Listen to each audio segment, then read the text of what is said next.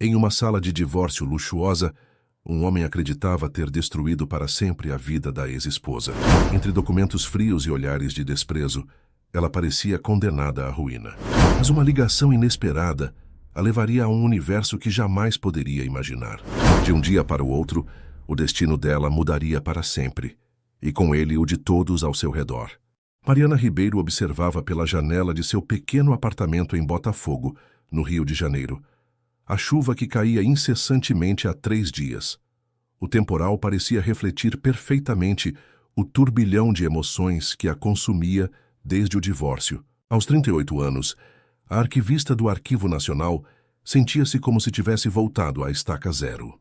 10 anos de casamento jogados fora, quando descobriu que Rodrigo, seu ex-marido, mantinha um relacionamento paralelo com sua própria sócia no escritório de advocacia.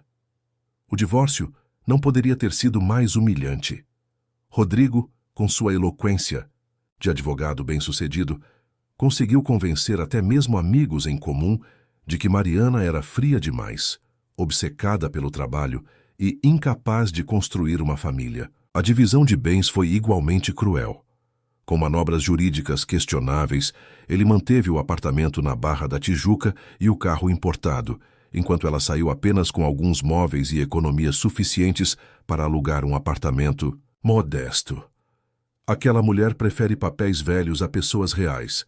Mariana ouviu Rodrigo comentar em uma audiência, provocando risos discretos entre os presentes. A frase ainda ecoava em sua mente, misturando-se ao som da chuva contra a janela.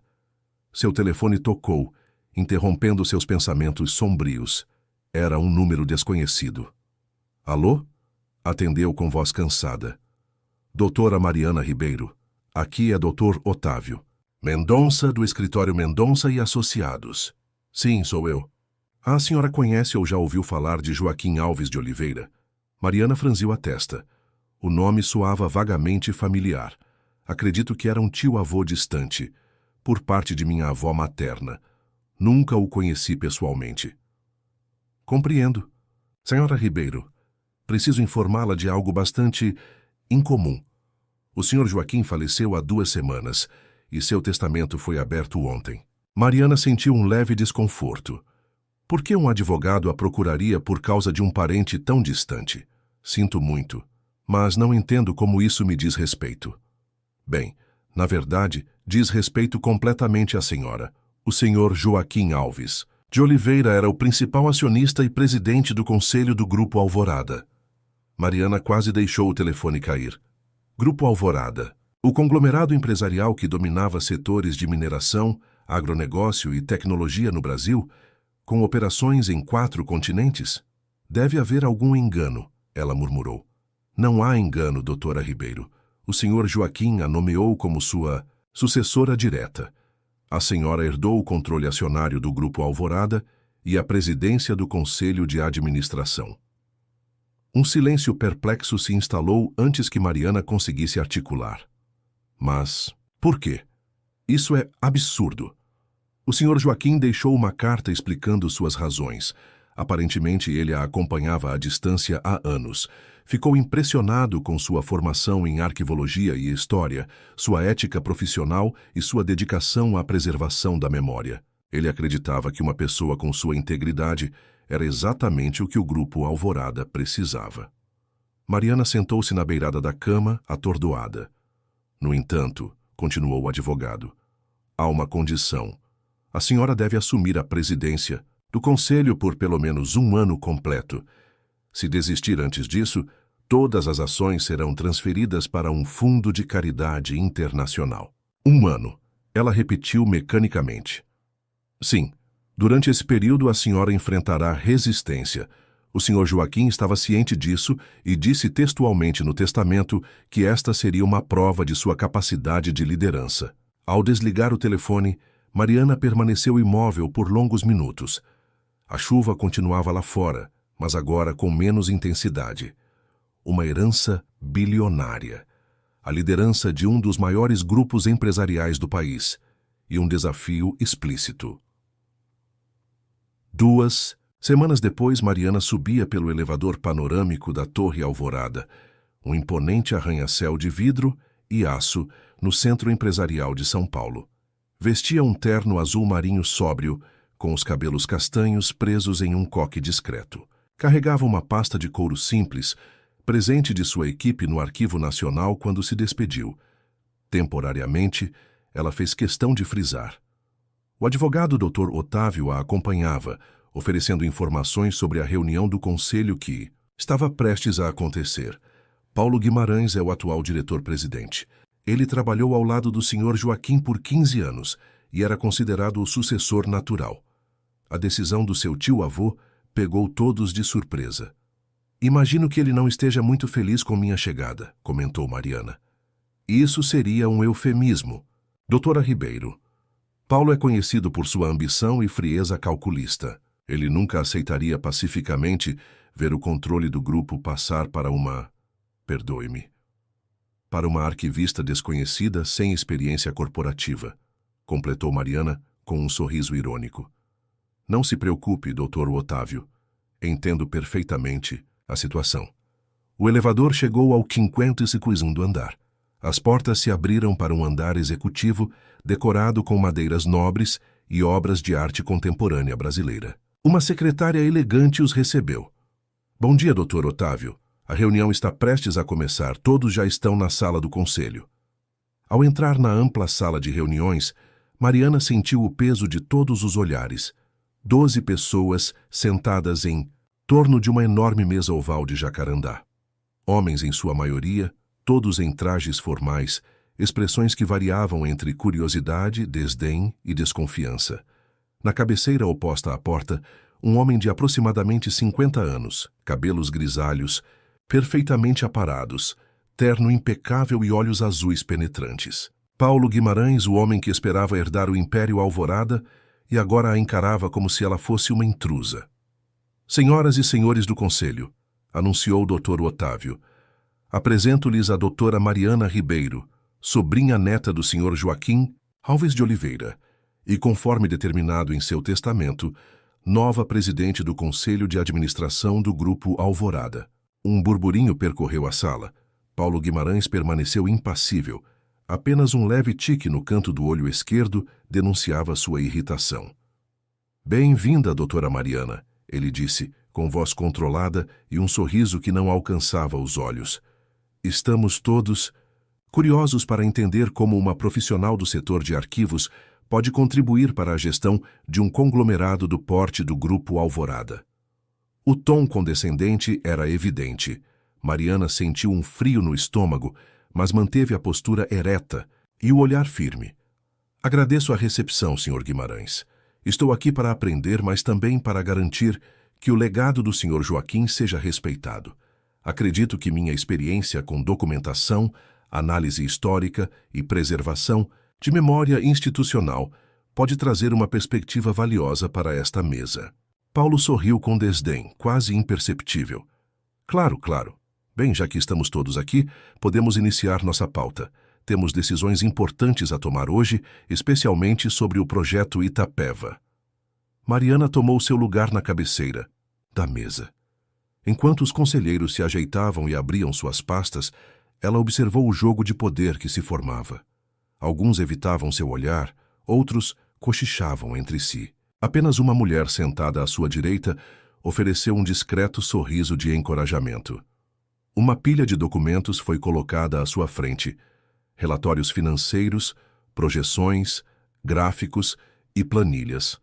Um mundo completamente diferente dos arquivos históricos com os quais estava acostumada. Mas ao invés de intimidação, Mariana sentiu crescer dentro de si uma determinação feroz. A humilhação do divórcio havia sido apenas o prelúdio, pensou. O verdadeiro teste começava agora. Quando Paulo Guimarães iniciou sua apresentação sobre o tal projeto Itapeva, exibindo slides repletos de projeções financeiras impressionantes, Mariana percebeu que precisaria mergulhar nos arquivos do Grupo Alvorada o quanto antes. Algo naquele projeto despertou sua intuição de arquivista, a sensação de que havia mais camadas a serem descobertas além da narrativa oficial. A guerra pelo controle do Grupo Alvorada havia começado, e sua única arma seria transformar informação em poder. A reunião do conselho terminou após 4 horas exaustivas. Mariana manteve-se atenta a cada detalhe, fazendo anotações precisas e intervindo apenas quando necessário. Percebeu que Paulo Guimarães dominava completamente as discussões, com a maioria dos conselheiros seguindo suas orientações sem questionamentos.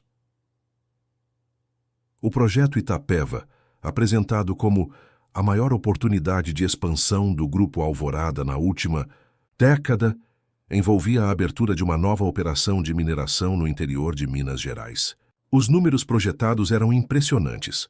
Investimento inicial de 2,3 bilhões de reais, com retorno estimado em 5 anos. Precisamos apenas da aprovação formal do Conselho para iniciar as operações, concluiu Paulo com um sorriso confiante. Os estudos técnicos já foram concluídos, as licenças preliminares obtidas e os contratos com fornecedores estão prontos para assinatura. Mariana notou a pressa incomum e a falta de detalhes sobre impactos ambientais no relatório. Quando questionou esses pontos, Paulo respondeu com termos técnicos complexos que claramente visavam confundi-la. Todos os protocolos ambientais foram rigorosamente seguidos, doutora Ribeiro. Os estudos de impacto estão no anexo C, página 347 do relatório. Talvez a senhora precise de algum tempo para se familiarizar com a terminologia do setor. Alguns conselheiros sorriram discretamente. A mensagem era clara. Ela não pertencia àquele mundo. Agradeço sua preocupação, Sr. Guimarães, respondeu. Mariana com calma. Realmente precisarei de tempo para analisar adequadamente toda essa documentação. Por isso, sugiro adiarmos a votação para a próxima reunião do Conselho. O sorriso de Paulo desapareceu instantaneamente. Mas os cronogramas já estão definidos. Cada mês de atraso representa milhões em oportunidades perdidas. Entendo sua preocupação com eficiência, mas minha responsabilidade é com a diligência. Não assinarei nada que não compreenda completamente. Após um breve debate, o Conselho concordou com o adiamento, embora a contragosto. Ao final da reunião, enquanto os executivos se dispersavam, a única mulher do Conselho aproximou-se de Mariana. Sou Luciana Prado, representante dos acionistas minoritários.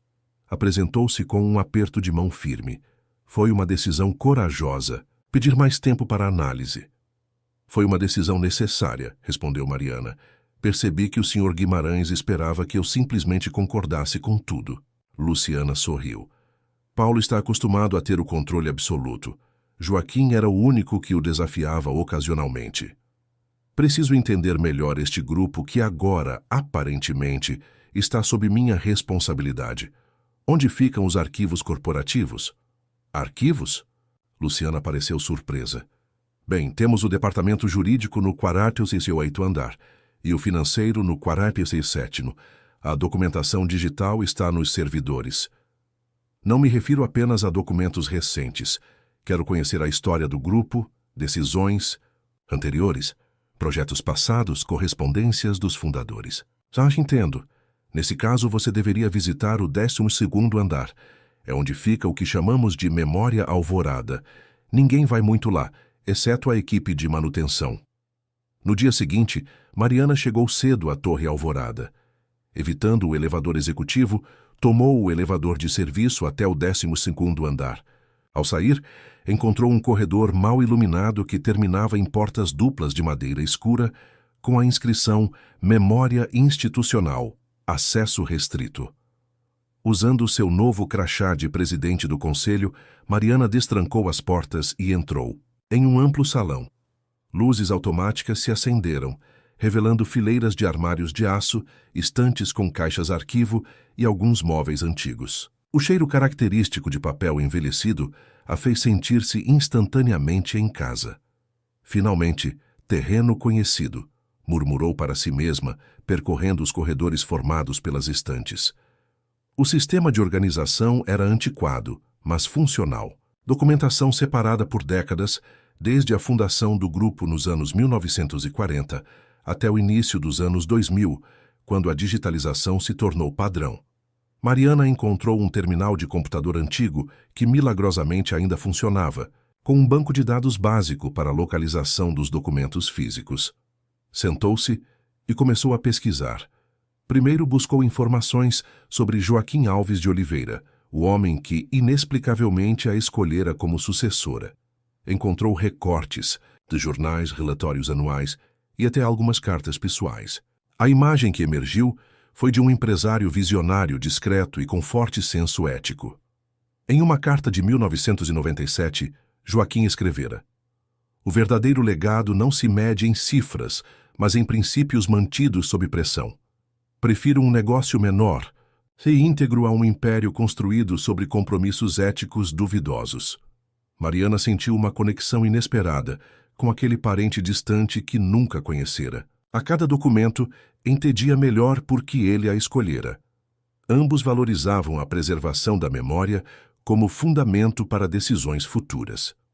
Após horas mergulhada nos arquivos, decidiu pesquisar sobre projetos de mineração anteriores. Foi quando encontrou uma pasta amarelada com a etiqueta Projeto Itapeva, 1998-2002. Arquivado. Itapeva? Murmurou surpresa. O mesmo nome do projeto que Paulo Guimarães apresentara como inovador. Dentro da pasta, encontrou estudos preliminares para um projeto de mineração na mesma região de Minas Gerais. Mas o mais surpreendente era um memorando assinado pelo próprio Joaquim, determinando o arquivamento definitivo do projeto. Após a análise dos estudos hidrogeológicos complementares, fica evidente que a operação proposta representa risco inaceitável para o lençol freático que abastece 5 municípios da região. Nenhum lucro justifica comprometer recursos hídricos essenciais para comunidades inteiras. Projeto Itapeva, permanentemente arquivado. Mariana sentiu um calafrio. O projeto que Paulo apresentara como revolucionário era, na verdade, uma ressurreição de algo que o próprio fundador rejeitara por razões éticas e ambientais. Mais preocupante ainda, não havia menção alguma a esses riscos hidrogeológicos na apresentação atual. Fotografou cuidadosamente todos os documentos com seu celular e continuou sua pesquisa. Nos arquivos mais recentes, encontrou indícios de uma mudança gradual na cultura corporativa após Paulo Guimarães assumir a diretoria executiva. Projetos sociais reduzidos, fornecedores tradicionais substituídos por opções mais baratas, políticas ambientais flexibilizadas. Estava tão absorta que não percebeu o tempo passar. O celular vibrou com uma mensagem de texto do Dr. Otávio. Reunião de emergência convocada por Paulo Guimarães às 14 horas. Assunto: reavaliação do cronograma do projeto Itapeva. Mariana olhou para o relógio. 13h40. Paulo estava tentando pressionar uma decisão, provavelmente esperando que ela não tivesse tempo de analisar adequadamente a documentação. Mas subestimou a rapidez com que uma arquivista experiente podia extrair informações cruciais de arquivos históricos. Rapidamente, organizou os documentos mais relevantes em sua pasta e dirigiu-se ao elevador. Enquanto subia para a sala do Conselho, elaborava mentalmente sua estratégia. Pela primeira vez desde que recebera a notícia da herança, sentia-se verdadeiramente preparada para o embate. Ao entrar na sala de reuniões, percebeu imediatamente a atmosfera tensa. Paulo Guimarães, em pé próximo à tela de projeção, interrompeu sua fala quando ela apareceu. Vários conselheiros pareciam desconfortáveis. "Ah, doutora Ribeiro, que bom que pôde se juntar a nós", disse Paulo com falsa cordialidade. "Estávamos discutindo a necessidade de agilizar a aprovação do projeto Itapeva. Novos desenvolvimentos tornaram o cronograma ainda mais urgente." "Que interessante", respondeu Mariana, tomando seu lugar na cabeceira da mesa. "Eu também fiz algumas descobertas importantes sobre o projeto Itapeva." Paulo franziu levemente o senho. "Descobertas?" "Sim. Passei a manhã nos arquivos históricos do grupo e encontrei algo curioso." Mariana abriu sua pasta e retirou as cópias dos documentos. Em 2002, um projeto com o mesmo nome, na mesma localização, foi permanentemente arquivado por determinação expressa do Sr. Joaquim Oliveira. Um silêncio pesado caiu sobre a sala. Alguns conselheiros trocaram olhares surpresos. Isso foi há mais de 20 anos, respondeu Paulo, visivelmente irritado. As tecnologias evoluíram, as condições mudaram. O que não mudou, continuou Mariana com voz calma, foi a hidrogeologia da região. O projeto foi arquivado porque representava risco irreversível para o abastecimento de água de 5 municípios. No entanto, não vi menção alguma a esse risco nos relatórios atuais. Paulo empalideceu ligeiramente, mas recuperou-se rápido. Obviamente, todos os novos estudos levaram esses fatores em consideração. As soluções técnicas atuais mitigam completamente qualquer risco. Ótimo.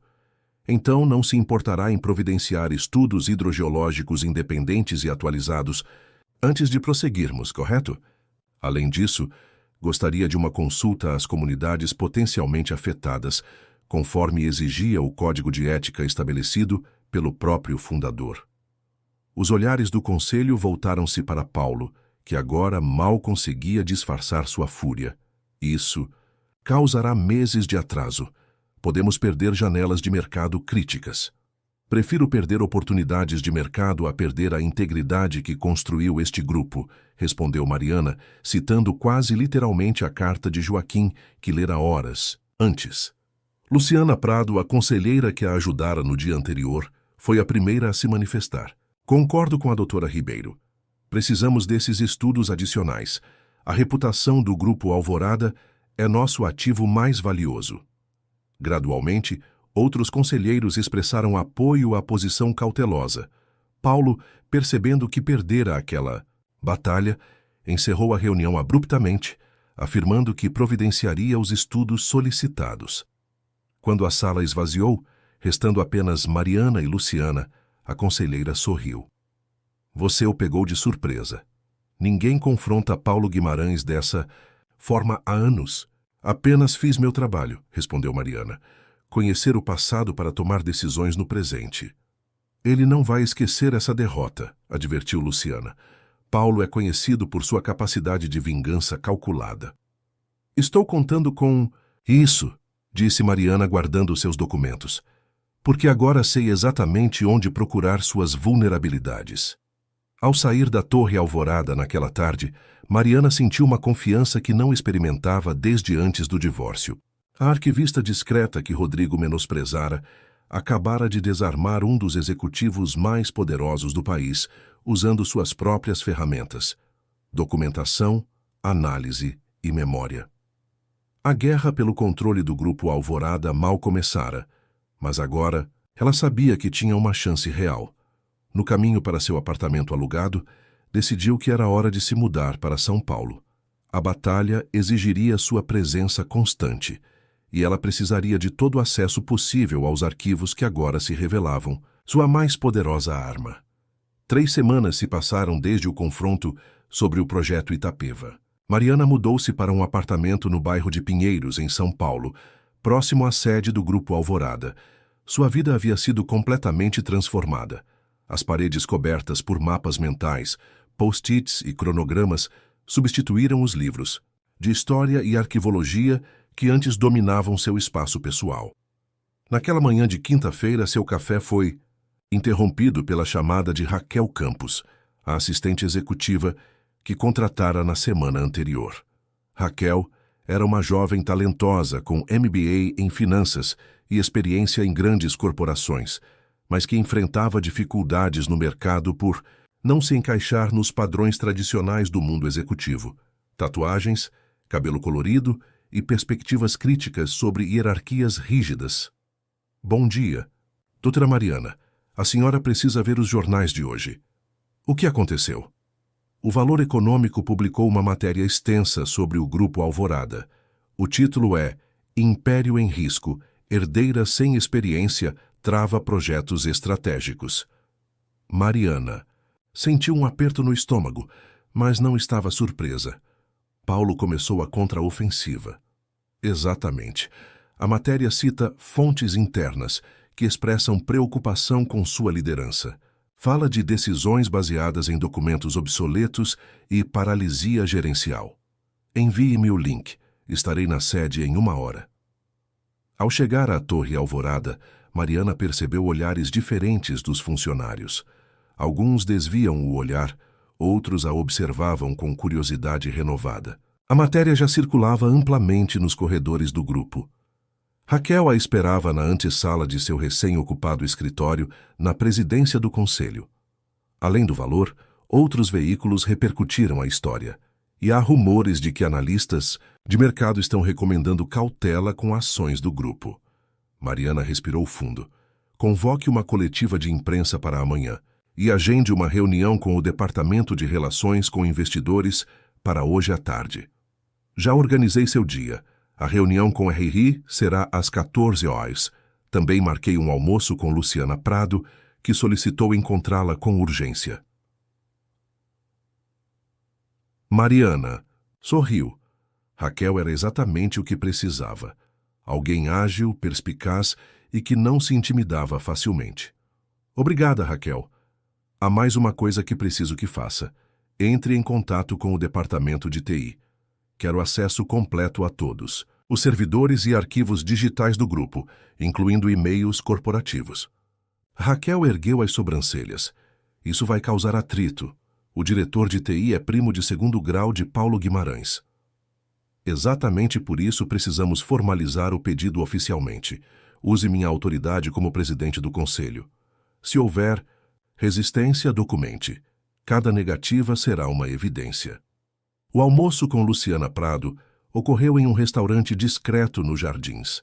A conselheira parecia preocupada. A matéria de hoje é apenas o começo, disse Luciana após os cumprimentos iniciais. Paulo está articulando uma campanha sistemática para desestabilizá-la. Ele já conversou com vários conselheiros, sugerindo que você está comprometendo o valor da empresa. Era esperado, respondeu Mariana, mantendo a calma. O que mais ele está planejando? Há rumores sobre um esquema para manipular o preço das ações, quedas artificiais, seguidas de compras estratégicas por empresas associadas a Paulo. Isso seria crime financeiro. Seria se pudesse ser provado. Paulo é meticuloso em não deixar rastros diretos. Mariana refletiu por um momento, enquanto saboreava seu prato. Preciso de aliados no conselho, Luciana. Pessoas que não estejam completamente sob a influência de Paulo. Luciana baixou a voz. Dos 12 conselheiros, acredito que 3 ou 4 poderiam ser convencidos a apoiá-la, desde que vejam um caminho claro. Eduardo Santos, que representa o fundo de pensão dos funcionários. Cláudia Mendes, da área de sustentabilidade. E, talvez, Antônio Vasques, que já teve desavenças com Paulo no passado. Vou procurá-los individualmente. Tenha cuidado. Paulo tem olhos e ouvidos em toda a empresa. Depois do almoço, Mariana seguiu para a reunião com o Departamento de Relações com Investidores. Como esperava, o clima era tenso. Victor Alencar, o diretor de RI, um homem na casa dos 40 anos com expressão perpetuamente preocupada, apresentou gráficos mostrando a queda de 7% nas ações desde a publicação da matéria naquela manhã. Os investidores estão nervosos. Doutora Ribeiro, precisamos de uma resposta imediata para conter os danos. É exatamente por isso que convoquei uma coletiva para amanhã. Mas antes disso, preciso entender melhor os padrões de negociação das nossas ações nas últimas semanas. Victor pareceu hesitante. Padrões de negociação? Sim. Quero um relatório detalhado sobre volumes negociados, principais compradores e vendedores, movimentações atípicas, especialmente de holdings e fundos que possam ter conexão com membros da diretoria. Isso levará tempo para compilar. Tenho certeza que sua equipe é competente, Victor. Preciso desses dados antes da coletiva de amanhã. De volta ao seu escritório, Mariana encontrou Raquel com notícias do departamento de TI. Como esperado, houve resistência. Marcelo Guimarães, o diretor de TI, disse que precisa de uma justificativa formal por escrito e aprovação da diretoria executiva para liberar os acessos solicitados. Perfeito, sorriu Mariana. Prepare um memorando oficial, citando as cláusulas do estatuto que me dão autoridade direta sobre todas as informações do grupo. Anexe trechos do regimento interno sobre transparência e governança. E inclua uma menção sutil à possibilidade de uma auditoria externa caso o acesso continue sendo negado. Raquel sorriu, compreendendo a estratégia, criando um rastro de papel que documenta a resistência. Exatamente, se estão escondendo algo. Quero que fique registrado o quanto estão se esforçando para manter escondido. A coletiva de imprensa do dia seguinte foi um ponto de virada. Mariana surpreendeu a todos com sua postura serena e articulada. Em vez de defender-se das acusações, apresentou uma visão clara para o futuro do Grupo Alvorada. O legado de Joaquim Oliveira sempre foi pautado por integridade e visão de longo prazo. Sob minha liderança, estamos conduzindo uma revisão estratégica abrangente para garantir que cada investimento não apenas gere retorno financeiro, mas também respeite nossos compromissos com a sociedade e o meio ambiente. Quando questionada sobre o adiamento do projeto Itapeva, Mariana foi direta. Não se trata de adiamento, mas de diligência. Estudos complementares revelaram riscos ambientais significativos que não haviam sido adequadamente considerados. Estamos desenvolvendo alternativas que mantenham o potencial econômico sem comprometer recursos naturais essenciais. A imprensa recebeu bem sua transparência, e as ações recuperaram parte das perdas já no fechamento daquele dia. Mas a guerra estava apenas começando. Na semana seguinte, Mariana finalmente recebeu acesso parcial aos servidores corporativos. Imediatamente, montou uma pequena equipe de confiança para analisar sistematicamente e-mails e documentos relacionados ao projeto Itapeva e outras iniciativas lideradas por Paulo Guimarães. Foi durante essa investigação que encontrou algo intrigante, menções recorrentes a um projeto chamado Aurora Leste, em e-mails trocados entre Paulo e executivos de uma subsidiária na Romênia. As mensagens eram vagas, mas sugeriam operações significativas, que não apareciam nos relatórios oficiais apresentados ao Conselho. Precisamos investigar mais a fundo este projeto Aurora Leste, comentou com Raquel, enquanto revisavam os documentos em seu escritório após o expediente normal. Já pesquisei nos sistemas e não encontrei registros formais com esse nome, respondeu Raquel. É quase como se fosse um projeto fantasma, completou Mariana. Operações que ocorrem fora dos canais oficiais de aprovação e reportação. Naquela mesma noite, Mariana recebeu um e-mail anônimo em sua conta pessoal. A mensagem era: breve, se quer saber a verdade sobre Aurora Leste, procure por irregularidades nos contratos com a construtora Horizonte para a construção da planta de Bucareste. Há um esquema de superfaturamento e lavagem de dinheiro. Um amigo. Mariana sentiu um calafrio. Estava diante de algo potencialmente explosivo, mas também perigoso. Se realmente existisse um esquema de corrupção envolvendo Paulo Guimarães e operações internacionais do grupo, isso explicaria a resistência feroz à sua presença. No dia seguinte, durante uma reunião com o departamento jurídico, Mariana solicitou discretamente todos os contratos relacionados às operações na Romênia nos últimos 5 anos. A diretora jurídica, doutora Helena Vasconcelos, uma advogada de meia-idade com expressão permanentemente desconfiada, pareceu surpresa com o pedido. Esses contratos normalmente são tratados pela equipe internacional diretamente subordinada ao Sr. Guimarães. Posso perguntar o motivo do interesse? Estou fazendo uma revisão abrangente de nossas operações internacionais, respondeu Mariana com naturalidade, como parte da minha adaptação ao novo cargo.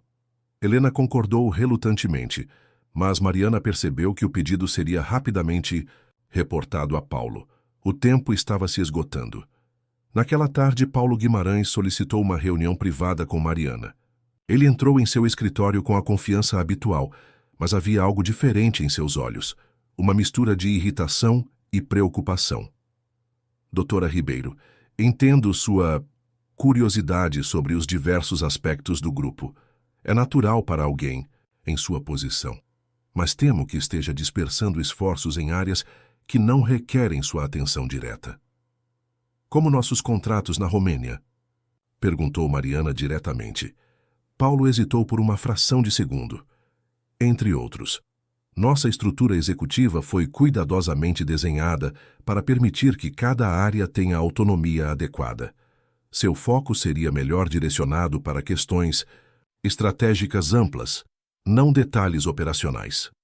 Aprecio sua preocupação, Sr. Guimarães. Mas, como presidente do Conselho, considero meu dever compreender todos os aspectos do Grupo Alvorada, incluindo detalhes operacionais quando necessário. Paulo se inclinou ligeiramente para a frente, abandonando parte de sua fachada cordial. Seja franca, doutora Ribeiro. O que realmente está procurando? Transparência, respondeu Mariana, sustentando seu olhar. O mesmo que qualquer presidente de conselho responsável buscaria. Quando Paulo saiu, Mariana sabia que acabara de escalar significativamente o conflito. Ele agora entendia que ela não seria facilmente manipulada ou distraída. A busca por informações sobre o projeto Aurora Leste seria percebida como uma ameaça direta. Naquela noite, enquanto dirigia para seu apartamento, Mariana notou um carro escuro seguindo-a à distância. Inicialmente pensou ser coincidência, mas quando fez uma conversão inesperada e o veículo também mudou de direção, teve certeza. Estava sendo seguida. Em vez de entrar em pânico, sentiu uma determinação ainda maior. Paulo Guimarães estava suficientemente preocupado para recorrer a táticas de intimidação. Isso significava que estava no caminho certo. Ao chegar em casa, encontrou seu apartamento intacto, mas sentiu que algo estava diferente. Uma sensação sutil de que alguém estivera ali. Nada fora levado ou visivelmente alterado, mas a paranoia começava a se instalar. Sentou-se em frente ao seu laptop e começou a compilar tudo o que descobrira até então sobre o projeto Aurora Leste e as operações na Romênia. Se Paulo estava tentando assustá-la, isso apenas confirmava que havia algo significativo a ser descoberto. Seu telefone tocou. Era Luciana Prado. Mariana, acabei de saber que Paulo convocou uma reunião extraordinária do Conselho para segunda-feira. O tema é uma reavaliação da presidência do Conselho diante de interferências indevidas na gestão executiva. Ele está tentando me remover. Sim, e pelo que ouvi já garantiu o apoio de pelo menos 7 conselheiros. Precisamos de uma estratégia imediata.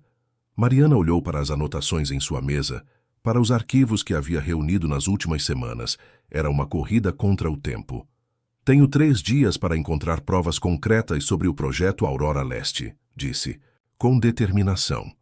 E vou precisar de toda a ajuda que puder conseguir. Os 3 dias seguintes foram uma maratona investigativa. Mariana, Raquel e Luciana trabalharam incansavelmente, buscando qualquer informação relacionada ao projeto Aurora Leste. O apartamento de Mariana, em Pinheiros, transformou-se em um centro de operações improvisado, com documentos espalhados por toda parte e um quadro de conexões que crescia a cada hora. É como procurar uma agulha em um palheiro, comentou Raquel na noite de sábado, enquanto analisava contratos enviados secretamente por uma fonte no departamento jurídico. Eles foram muito cuidadosos em ocultar o rastro financeiro. Toda a operação deixa vestígios, respondeu Mariana, sem desviar os olhos da tela de seu laptop. A questão é saber onde procurar. Luciana, que chegara há pouco com comida para a equipe, adicionou. Consegui mais 3 conselheiros ao nosso lado, mas ainda estamos em minoria. Sem evidências concretas, Paulo vencerá a votação na segunda-feira. Mariana passou a mão pelos cabelos, exausta. Haviam descoberto que o projeto Aurora Leste envolvia uma planta industrial na Romênia, construída pela construtora Horizonte, uma empresa brasileira com filial em Bucareste. Os valores declarados pareciam excessivos para o tamanho da operação, mas não havia nada que provasse definitivamente um esquema de corrupção. Precisamos de alguém que conheça os detalhes internos dessas operações, disse Mariana. Alguém que trabalhe diretamente com Paulo, mas que possa ser convencido a colaborar. Raquel levantou a cabeça com uma expressão de quem acabara de ter uma ideia. Conheço alguém. Gustavo Mendonça, gerente financeiro sênior. Trabalhamos juntos no Banco Meridional antes de ele ir para o Grupo Alvorada. Sempre me pareceu desconfortável com algumas práticas da empresa. Você acha que ele falaria conosco? Talvez. Ele tem uma filha com doença rara e já comentou sobre dilemas éticos em seu trabalho. Se abordarmos da maneira certa, entre em contato com ele, decidiu Mariana, mas com extrema discrição.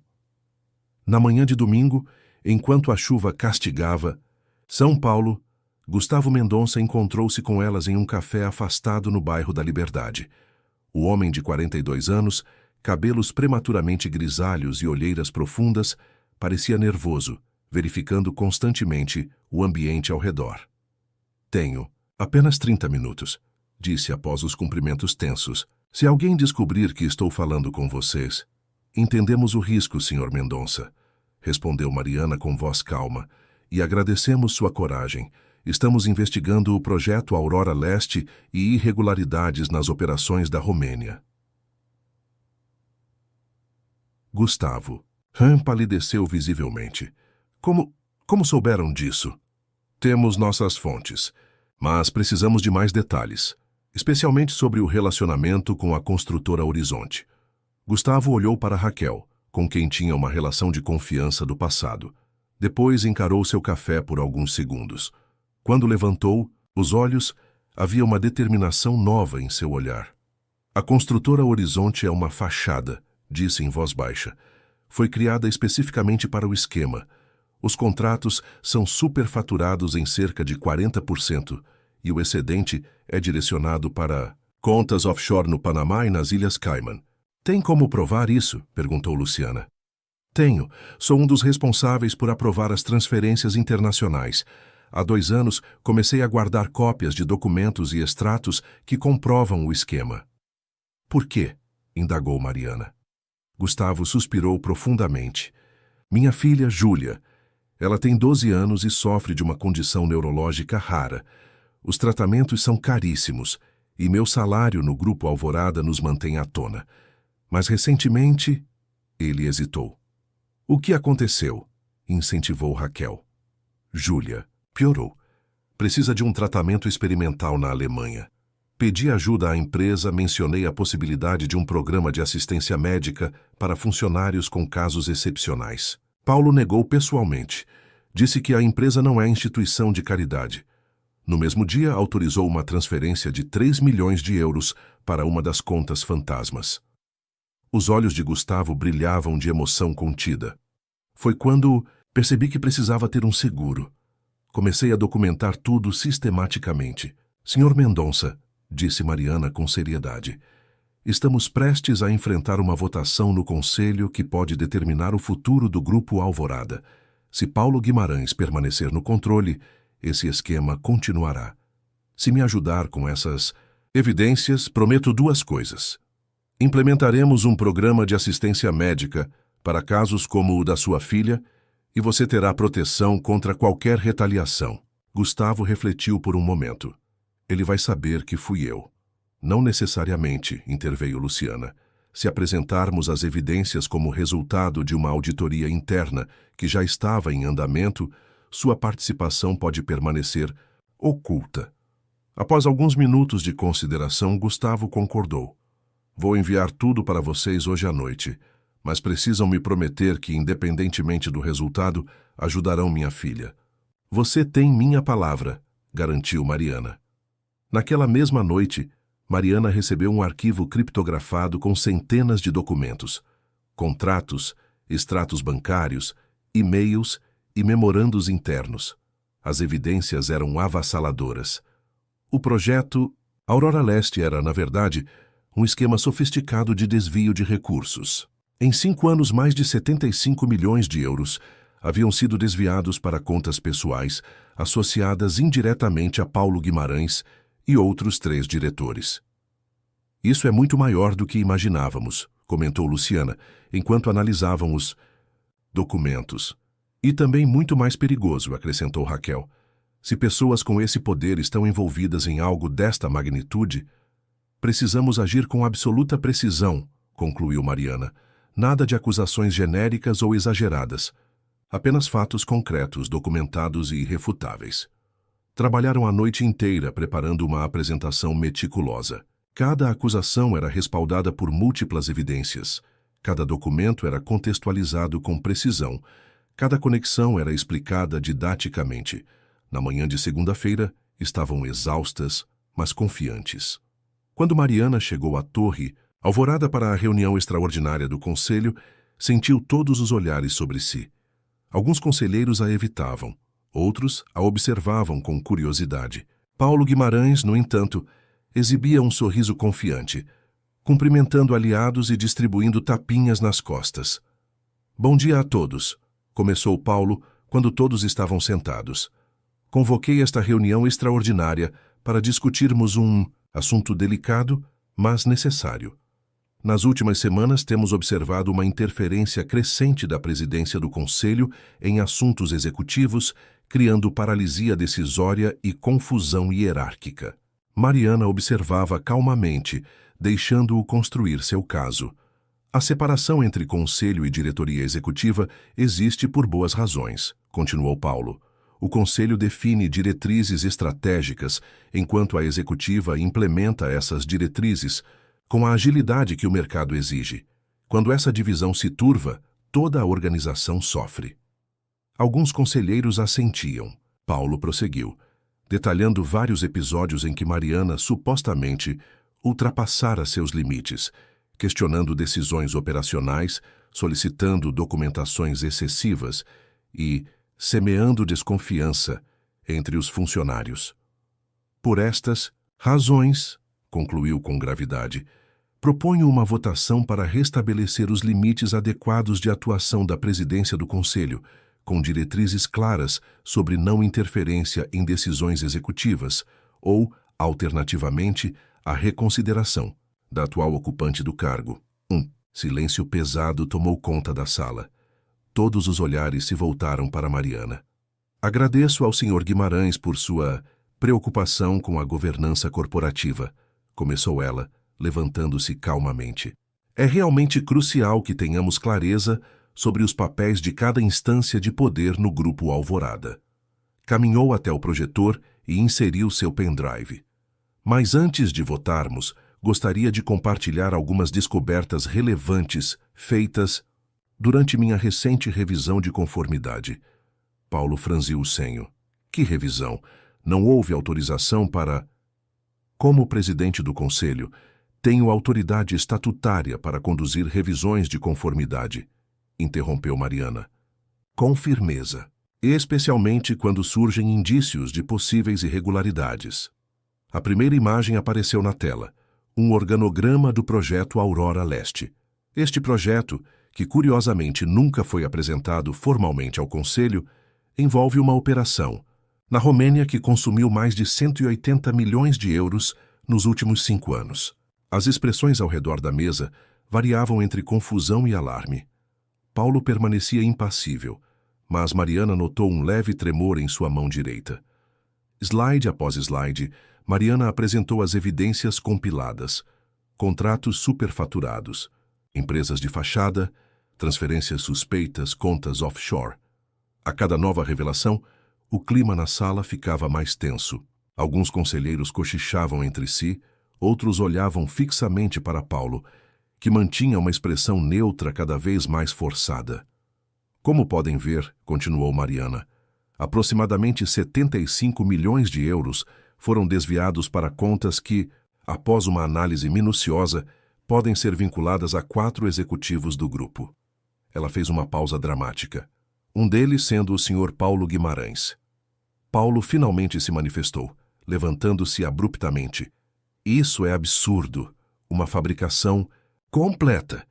Você está manipulando documentos para me atacar pessoalmente. Todos os documentos apresentados foram verificados por 3 fontes independentes, respondeu Mariana com calma, e estão disponíveis para análise detalhada por qualquer membro do Conselho ou auditores externos. A sala explodiu em vozes exaltadas. Conselheiros exigiam explicações, outros pediam calma, alguns simplesmente observavam chocados.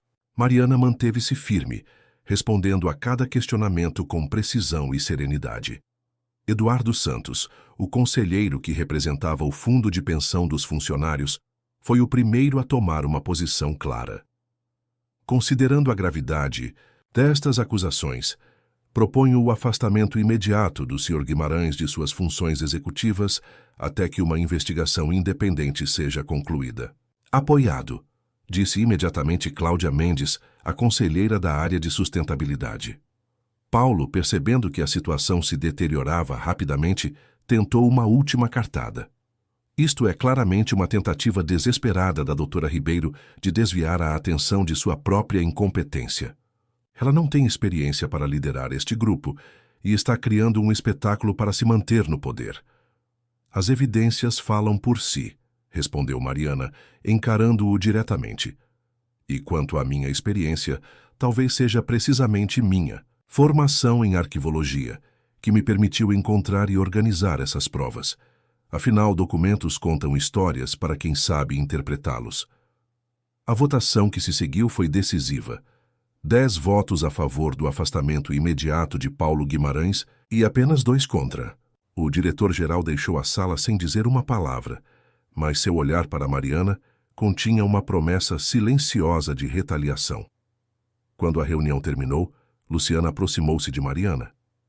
Você conseguiu. É impressionante. Conseguimos, corrigiu Mariana. E isso é apenas o começo. A verdadeira reconstrução do Grupo Alvorada começa agora. Enquanto caminhavam pelo corredor, Mariana viu Raquel conversando com Gustavo Mendonça, próximo aos elevadores. O gerente financeiro parecia simultaneamente aliviado e apreensivo. Senhor Mendonça, chamou Mariana, aproximando-se. Gostaria de informá-lo que acabei de aprovar a criação de um fundo de assistência médica para funcionários e seus dependentes, com condições raras ou de alta complexidade. O primeiro caso a ser atendido será o de sua filha. Os olhos de Gustavo se encheram de lágrimas. Eu não sei como agradecer. Sua coragem já é agradecimento suficiente, respondeu Mariana. Agora temos um império para reconstruir sobre bases éticas e precisaremos de pessoas como você. Enquanto o sol se punha sobre São Paulo, lançando sombras alongadas através das janelas da Torre Alvorada, Mariana contemplava a cidade do alto de seu escritório.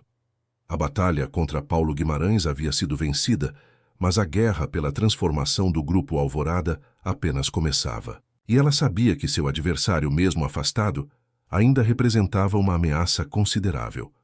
Ele não vai simplesmente desaparecer, pensou. Alguém que construiu um esquema tão sofisticado tem recursos, conexões e, certamente, planos de contingência. Com essa certeza em mente, Mariana começou a planejar seus próximos passos. A reestruturação ética do grupo seria sua prioridade máxima, mas precisaria manter-se vigilante. O inimigo derrotado hoje poderia ressurgir amanhã sob outra forma. As semanas seguintes ao afastamento de Paulo Guimarães foram intensas.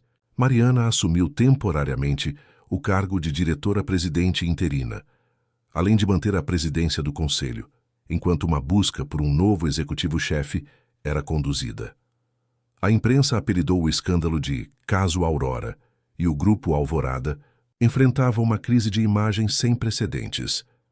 Em uma manhã chuvosa de junho, Mariana reuniu-se com a nova equipe executiva que havia formado. A sala de reuniões do 50º andar tinha uma atmosfera completamente diferente agora. As antigas cadeiras de couro escuro haviam sido substituídas por um mobiliário mais moderno e claro, e as persianas, antes sempre semicerradas, agora estavam completamente abertas, permitindo que a luz natural inundasse o ambiente. Nossa prioridade imediata é a transparência, disse Mariana, iniciando a reunião. Precisamos demonstrar aos acionistas, funcionários e ao mercado que o Grupo Alvorada está comprometido com uma transformação genuína. Ao seu redor estavam os novos rostos que ajudariam a conduzir essa transformação. Gustavo Mendonça, promovido a diretor financeiro. Cláudia Mendes, que deixara o conselho para assumir a recém-criada Diretoria de Sustentabilidade e Governança. Raquel Campos, agora chefe de gabinete da presidência. E Teresa Aguiar, uma advogada com especialização em compliance, recrutada de uma multinacional europeia para liderar o departamento jurídico. A auditoria forense já identificou mais 3 esquemas similares ao projeto Aurora Leste, informou Gustavo, consultando suas anotações. Juntos, representam desvios de aproximadamente 180 milhões de reais nos últimos 7 anos. Mariana assentiu gravemente. Quanto mais cavamos, mais podridão encontramos. O pior é que esses esquemas não eram obras exclusivas de Paulo, acrescentou Teresa. Pelo menos 12 executivos de alto escalão estavam envolvidos em diferentes níveis. Como estamos lidando com essas descobertas internamente? Perguntou Mariana. Raquel tomou a palavra. Seguindo seu direcionamento, estamos comunicando tudo, com total transparência para os funcionários.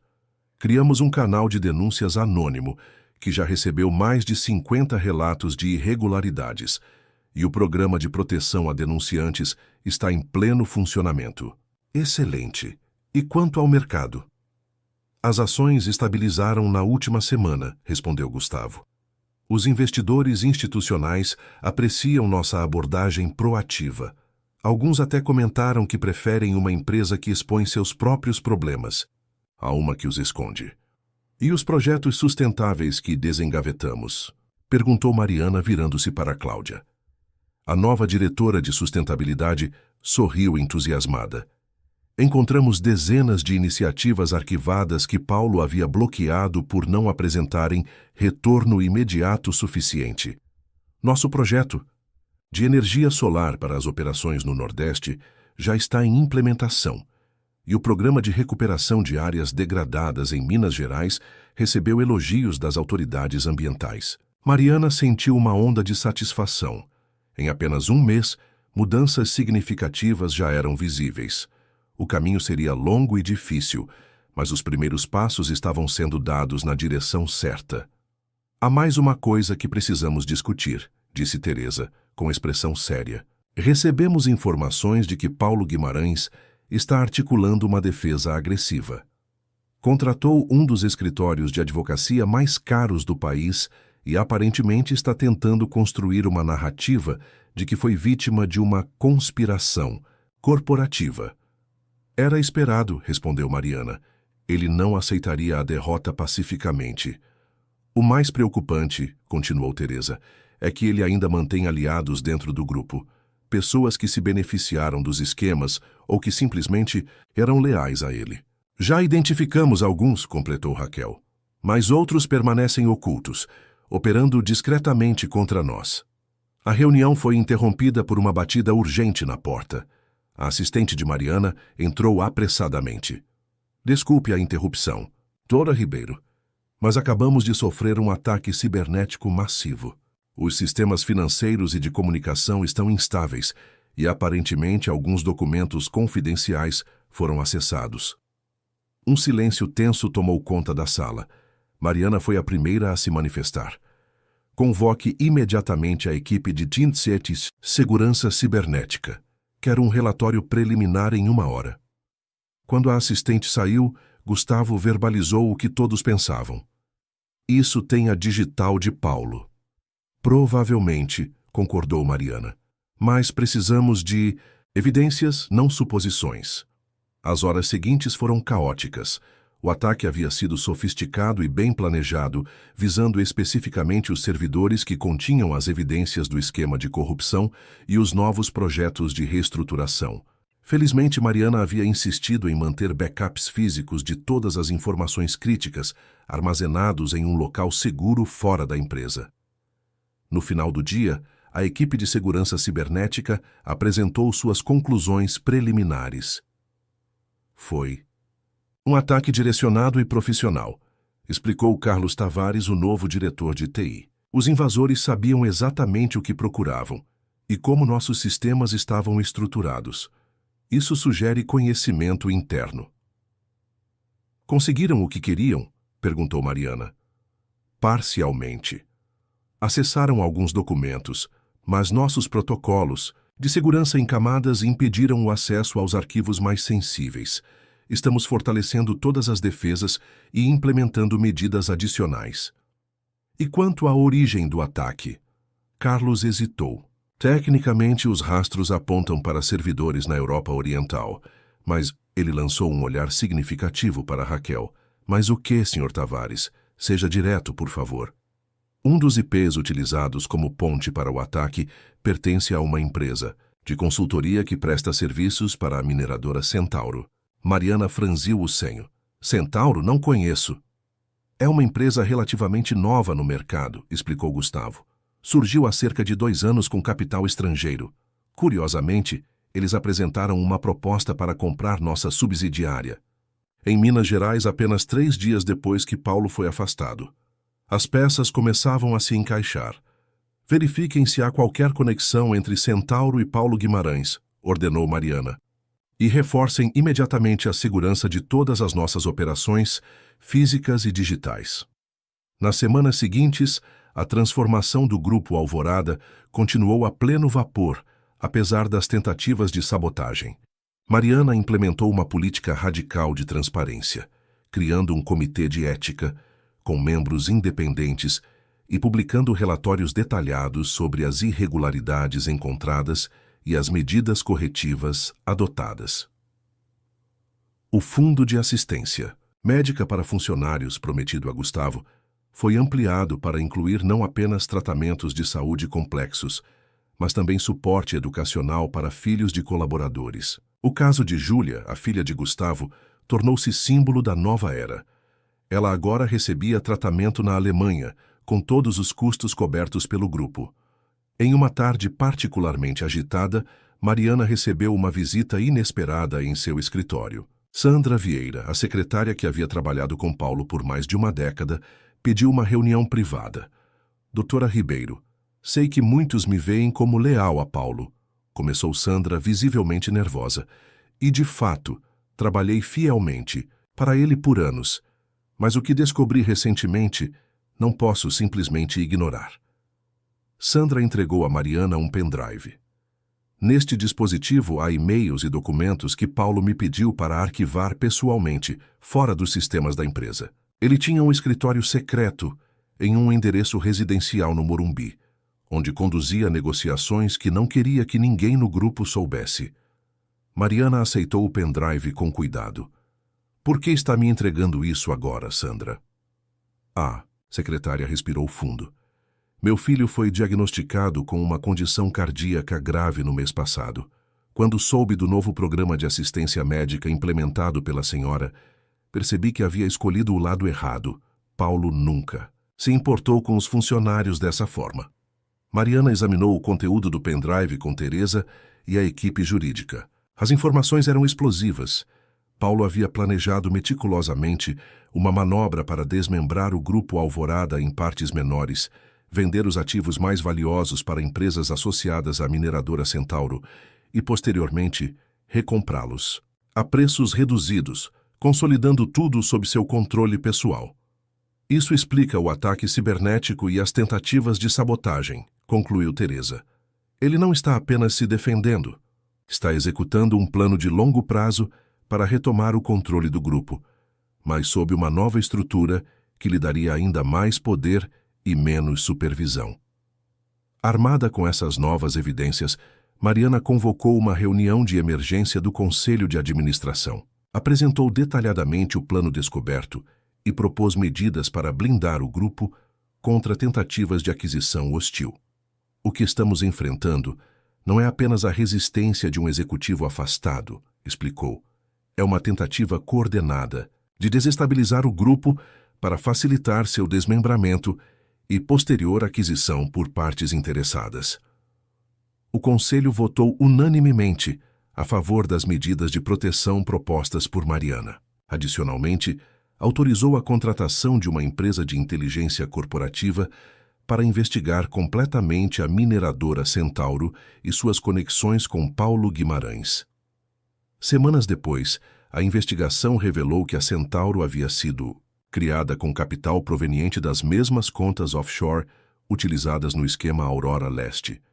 Era, essencialmente, uma empresa criada com dinheiro desviado do próprio Grupo Alvorada. Armada com essas informações, Mariana não apenas fortaleceu as defesas corporativas, mas também apresentou denúncias formais às autoridades regulatórias e policiais. O cerco se fechava em torno de Paulo Guimarães. Numa chuvosa noite de agosto, enquanto trabalhava até tarde em seu apartamento, Mariana recebeu uma ligação de Raquel. Paulo desapareceu, informou sua chefe de gabinete sem preâmbulos. Sua casa está vazia. Seus advogados não conseguem contatá-lo. E fontes na Polícia Federal informam que ele não consta em nenhum registro de saída do país pelas vias oficiais. Mariana contemplou a notícia em silêncio. A fuga de Paulo confirmava sua culpa, mas também significava que ele agora operaria nas sombras, possivelmente com ainda menos restrições éticas ou legais. Reforcem a segurança de todos os nossos executivos, ordenou finalmente. E continue com a implementação dos novos projetos. Não vamos permitir que o fantasma de Paulo Guimarães paralise nossa transformação. Enquanto a chuva castigava as janelas de seu apartamento, Mariana refletiu sobre a jornada extraordinária que havia percorrido nos últimos meses. De arquivista divorciada e humilhada a líder de um dos maiores conglomerados empresariais do país. O caminho tinha sido árduo, marcado por batalhas intensas e revelações perturbadoras, mas também por pequenas vitórias significativas. O tratamento da filha de Gustavo, o novo entusiasmo dos funcionários, os projetos sustentáveis finalmente saindo do papel. Talvez Joaquim estivesse certo, afinal, pensou, observando as luzes, de São Paulo brilhando sob a chuva. Talvez uma arquivista fosse exatamente o que o Grupo Alvorada precisava, alguém capaz de desenterrar a verdade dos documentos e reconstruir a partir dos fundamentos, preservando o que merecia ser preservado e descartando o que estava podre. O embate com Paulo estava longe de terminar, ela sabia, mas pela primeira vez desde que assumira o controle do grupo, Mariana sentiu que não estava apenas reagindo a ataques, mas efetivamente construindo algo novo e valioso, algo que honraria o legado de Joaquim e, mais importante, sua própria integridade.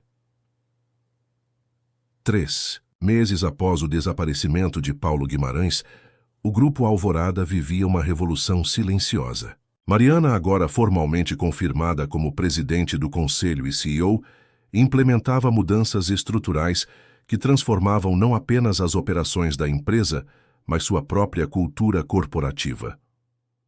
Em uma manhã ensolarada de novembro, Mariana conduzia uma apresentação no auditório principal da Torre Alvorada, completamente lotado. Funcionários de todos os níveis, jornalistas e investidores, acompanhavam atentamente suas palavras.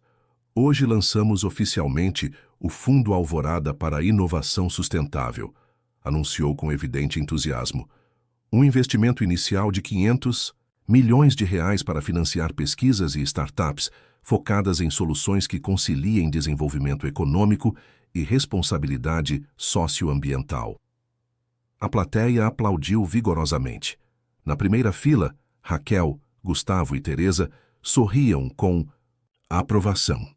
O projeto era resultado de meses de planejamento e representava a culminação da visão de Mariana para o grupo: transformar o conglomerado, antes conhecido por sua agressividade comercial e práticas questionáveis, em um líder de inovação ética no mercado brasileiro.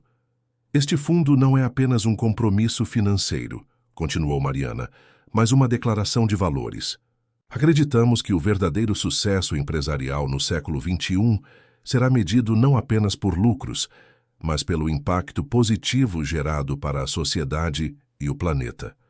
As primeiras iniciativas apoiadas pelo fundo incluíam um projeto de materiais biodegradáveis para substituir plásticos em embalagens industriais, um sistema de purificação de água utilizando nanotecnologia desenvolvida na Universidade Federal de Minas Gerais e uma plataforma de economia circular para comunidades que viviam no entorno das operações de mineração do grupo.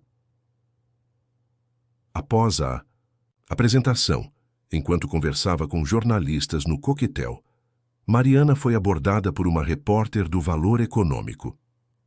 Doutora Ribeiro, Suas iniciativas são impressionantes, mas alguns analistas questionam se o grupo não está se afastando muito de seu core business. Como responde a essas críticas? Mariana sorriu. Esperava essa pergunta. Nosso negócio sempre foi extrair valor de recursos naturais. O que estamos fazendo é redefinir o conceito de valor. Não se trata apenas do valor financeiro imediato, mas do valor sustentável a longo prazo. Nossas pesquisas mostram que cada real investido em inovação sustentável retorna, em média, R$ 3,7 em 5 anos, quando consideramos economia de recursos, novos mercados e valorização da marca. A repórter pareceu satisfeita com a resposta. E quanto aos rumores de que Paulo Guimarães estaria articulando um retorno? O sorriso de Mariana desapareceu momentaneamente. O Sr. Guimarães enfrenta sérias acusações criminais e escolheu fugir em vez de respondê-las. Nosso foco está no futuro do grupo, não em especulações sobre o paradeiro de ex-executivos. De volta ao seu escritório, Mariana encontrou Raquel com expressão preocupada. O que foi? Perguntou, servindo-se de um copo d'água. Recebemos informações de que Paulo foi visto em Buenos Aires na semana passada. Aparentemente, ele se reuniu com executivos da Constructa, um conglomerado argentino do setor de infraestrutura. Mariana assentiu lentamente. Ele está buscando aliados regionais, provavelmente para tentar uma abordagem de aquisição através de um terceiro. Exatamente. Nossa equipe de inteligência sugere que a Constructa pode apresentar uma oferta de compra para nossa subsidiária de infraestrutura nos próximos dias. Eles não conseguirão. Implementamos proteções societárias justamente para esse tipo de manobra. Raquel parecia ainda inquieta. Há mais uma coisa. Temos razões para acreditar que Paulo mantém comunicação com pessoas dentro do grupo. Informações confidenciais sobre nossas estratégias defensivas foram vazadas. Esta notícia era mais preocupante. Apesar da reestruturação, Mariana sabia que Paulo cultivara lealdades profundas durante seus anos de poder. Identificar todos os seus aliados internos era um desafio contínuo. Implementem o protocolo Arquimedes, decidiu Mariana após alguns momentos de reflexão. Raquel ergueu as sobrancelhas, surpresa. Tem certeza? Isso significaria compartilhar informações falsas com diferentes departamentos para identificar a fonte do vazamento. Sim, estou ciente. Não é uma decisão que tomo levianamente, mas precisamos encontrar essa infiltração, antes que cause danos irreparáveis. O protocolo Arquimedes, nomeado em homenagem à famosa estratégia do matemático grego para identificar uma coroa falsa, foi implementado discretamente na semana seguinte. Diferentes setores receberam informações ligeiramente distintas sobre supostos planos de reestruturação. Se alguma dessas versões específicas vazasse, seria possível identificar sua origem. A estratégia funcionou mais rápido do que esperavam. Apenas 4 dias depois, uma das informações isca apareceu em um relatório confidencial da Constructa, obtido por um informante da equipe de inteligência do Grupo Alvorada. A fonte do vazamento era o Departamento de Planejamento Estratégico, especificamente a equipe liderada por Marcelo Tavares, um executivo que trabalhara proximamente com Paulo por mais de 8 anos. Mariana autorizou uma investigação discreta sobre Marcelo. Em poucos dias, descobriram comunicações codificadas entre ele e intermediários ligados a Paulo. Mais grave ainda, evidências de que Marcelo havia sabotado deliberadamente negociações importantes e alterado projeções financeiras para prejudicar a imagem da nova administração. Como procederemos? Perguntou Teresa à diretora jurídica durante uma reunião reservada para discutir o caso. Legalmente, respondeu Mariana sem hesitação. Nada de táticas obscuras ou vinganças pessoais. Documentem tudo meticulosamente. Preparem o caso com o departamento jurídico e então o confrontaremos formalmente com as evidências. A confrontação ocorreu numa sexta-feira à tarde. Marcelo foi chamado para uma reunião aparentemente rotineira com Mariana e Teresa. Quando entrou na sala e viu também 2 advogados do departamento jurídico, além de um representante do setor de compliance, sua expressão mudou visivelmente. Sr. Tavares, começou Mariana com voz calma, temos evidências substanciais de que você tem deliberadamente comprometido operações do grupo e compartilhado informações confidenciais com terceiros. Gostaríamos de ouvir sua versão antes de tomarmos as medidas cabíveis. Inicialmente, Marcelo tentou negar tudo.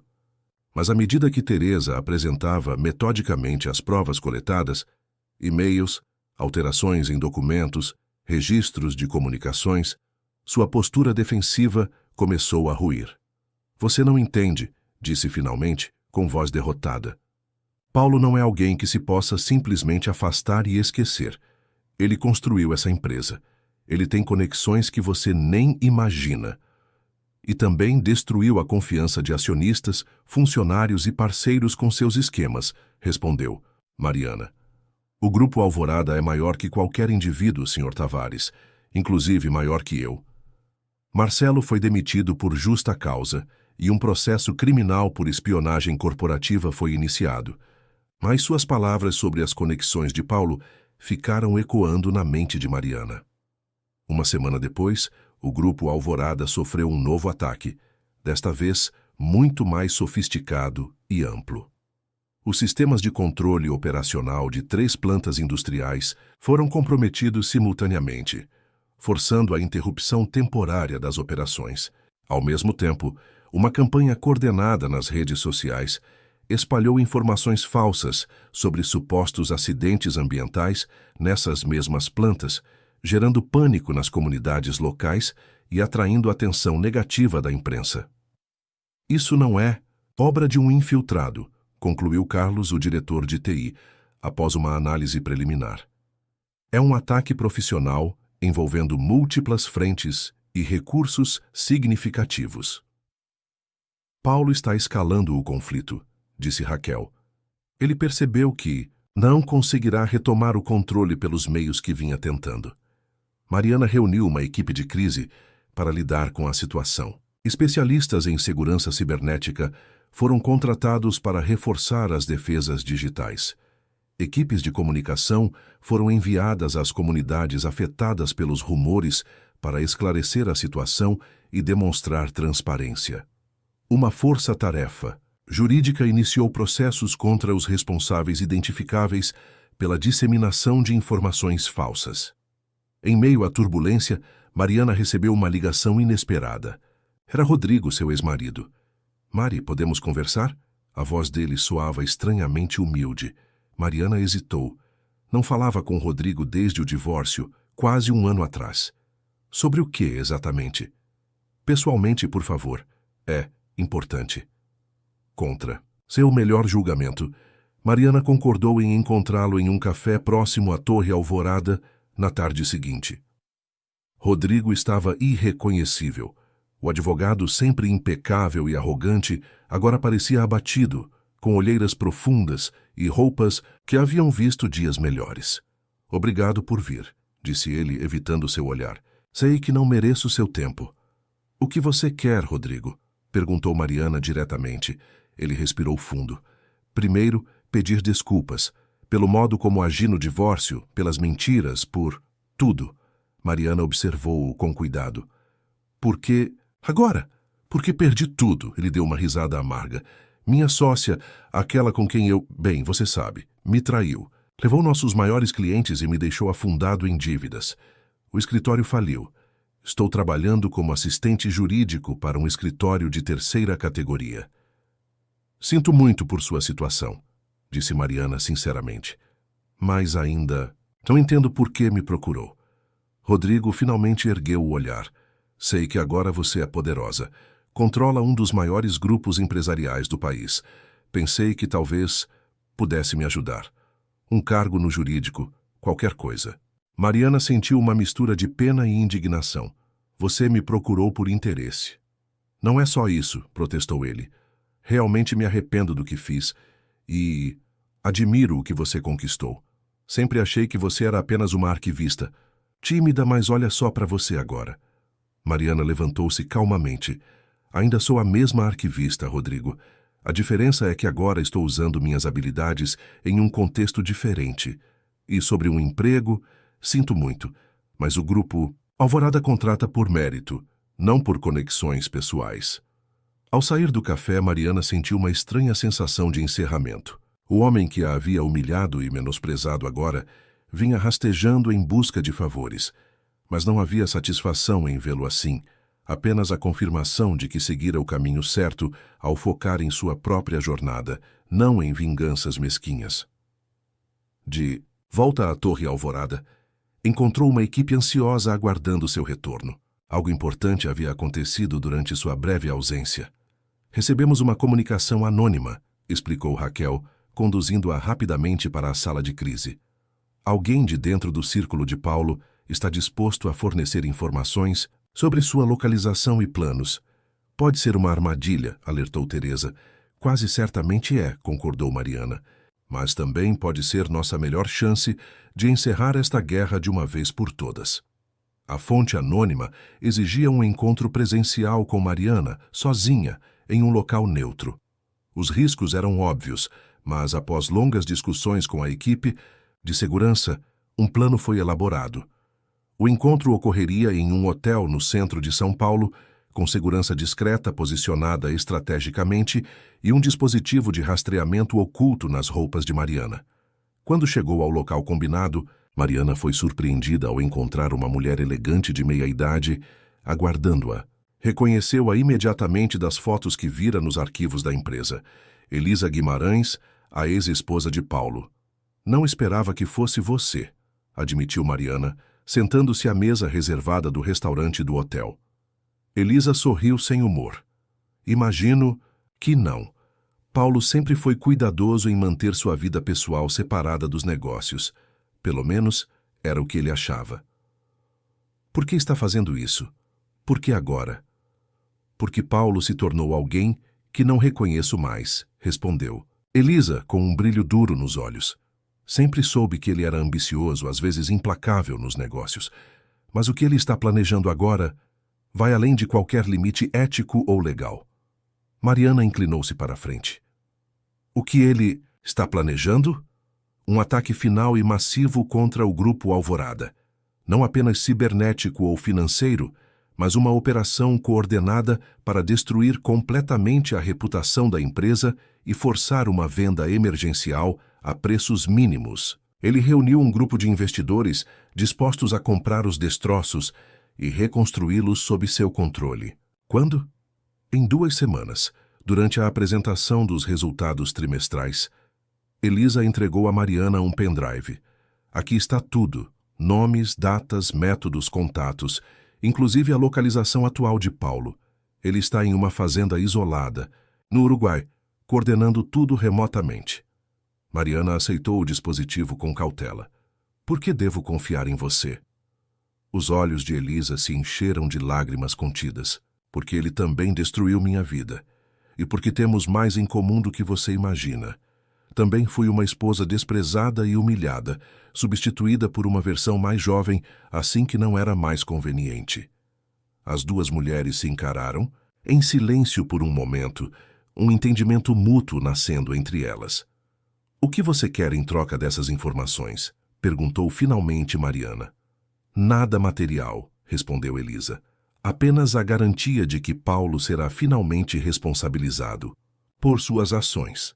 E talvez, ela hesitou, talvez um novo começo para mim também. Tenho experiência em relações internacionais e falo 5 idiomas. Se houver uma posição no grupo que possa aproveitar essa